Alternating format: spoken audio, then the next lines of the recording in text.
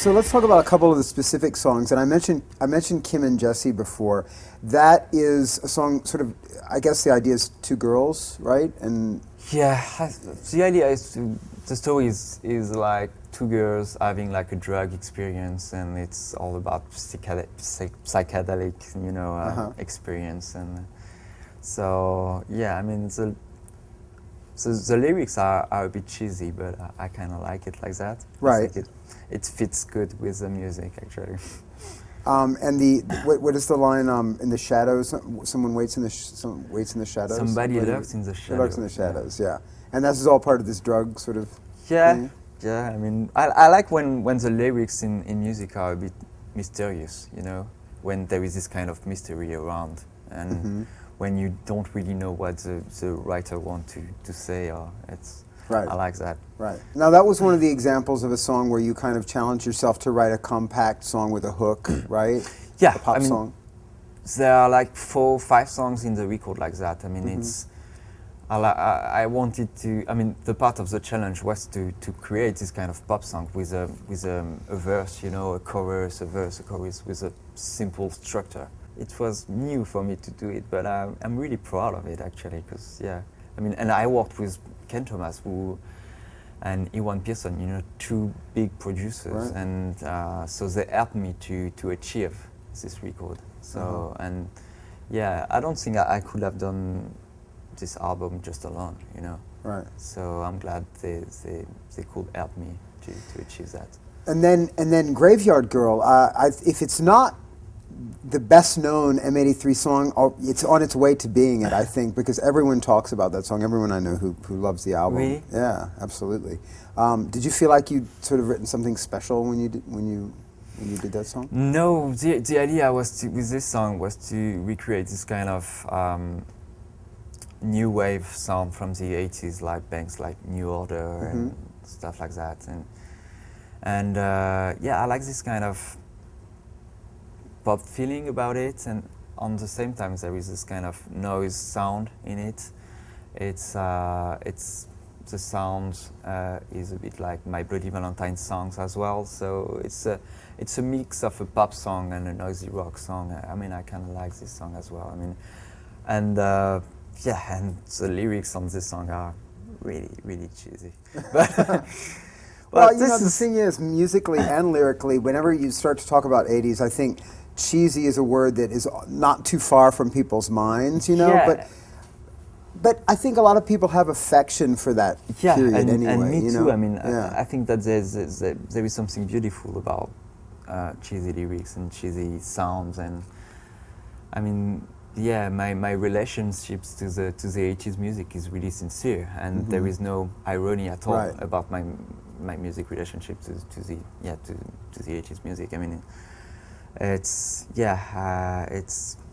I'm really sincere when I'm doing my music. So the central character in Graveyard Girl, she's, I mean, we've all known girls over the years, sort of goth girls, and was that something that when you were a kid, did girls like that appeal to you, or did you have sort of a fascination with them?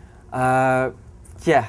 Yeah. Kind of. Yeah. I mean, when I was a teenager, I was quite shy, and I didn't talk a lot to people, and I was making music in my small apartment, and I was just me and my world, So yeah, I just wanted to recreate this kind of feeling of being alone and being in rebellion with everything, So, as I said, not every song is sort of a tight 3.5-4 minute pop song on the record.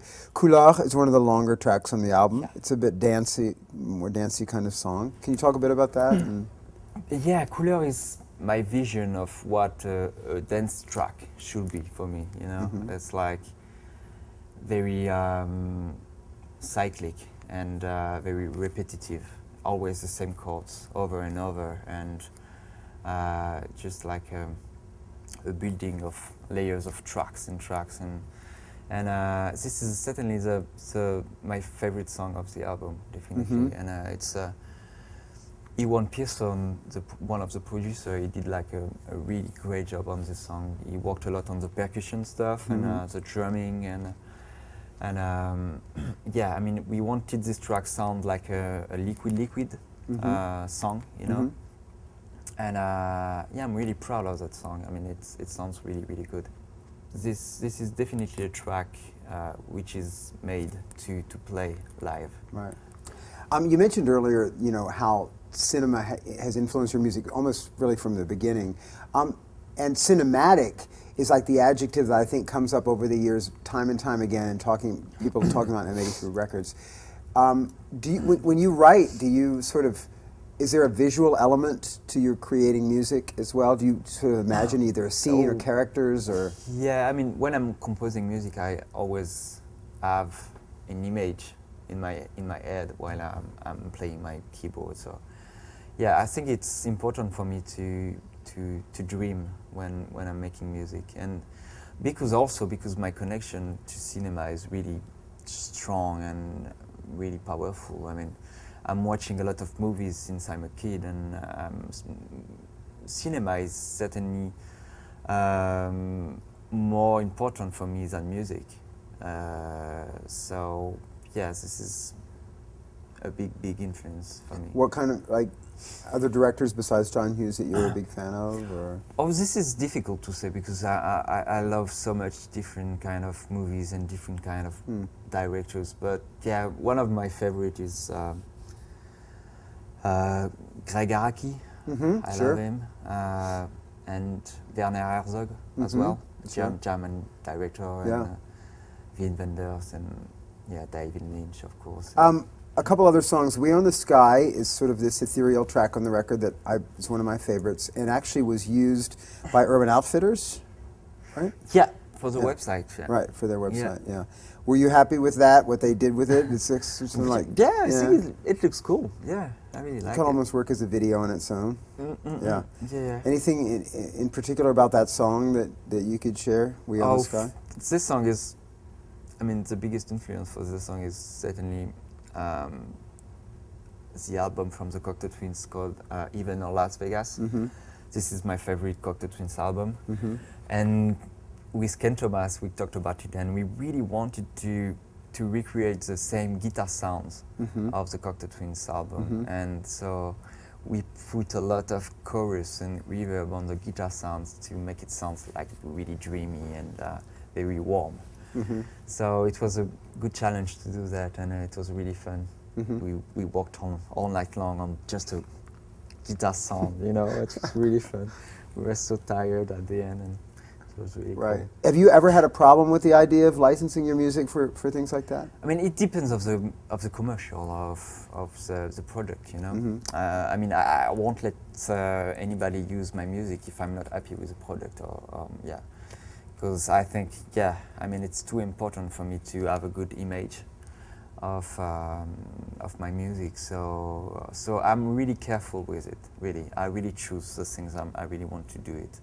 So yeah, if I don't like the product, yeah, I will definitely say no way. All right, for more on M83, go to Rhapsody.com/M83.